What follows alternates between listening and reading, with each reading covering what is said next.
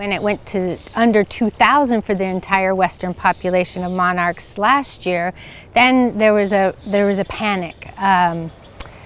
So this year we have the official count was released yesterday by Xerces Society that we have 250,000 monarchs that were overwintering this year. I mean, that's from less than 2,000 to just under 250,000 monarchs.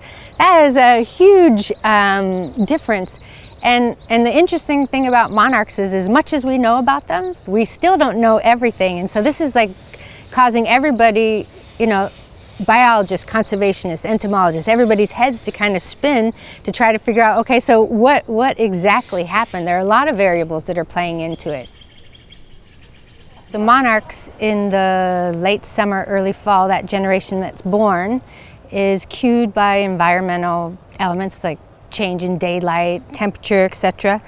So they're signaled to come find overwintering sites. So they come all along the California coast and they're looking for specific things in order to spend the winter and be able to survive. So they need it not too cold and not too hot. They have a fat reserve that they've built up on their migration down. As they were gathering nectar, they filled their abdomen so that when they arrive at the overwintering site, they can conserve their energy. That's really what's going to help them survive, is to conserve their energy so they make it through the winter storms. So they find places like Pacific Grove or Pismo Beach or Santa Cruz, Natural Bridges, places like that not only have the temperate climates, but they also have trees that give them the wind protection that they need and the ability to move up and down depending on what's happening with the weather patterns. And then they also need moisture, so they need to come to an overwintering site that has dew and fog. They stay in these overwintering habitats until the late winter, hopefully the end of January, beginning of February, when the milkweed becomes available to them.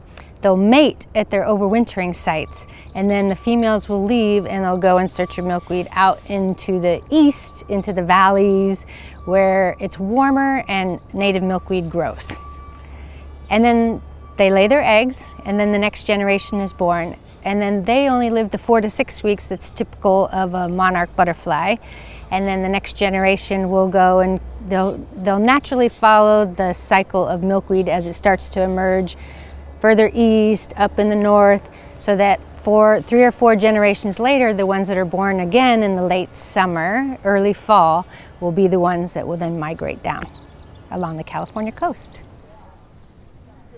You want to make sure you come by mid-February, I would say, if you want to see monarchs still active, some clustering.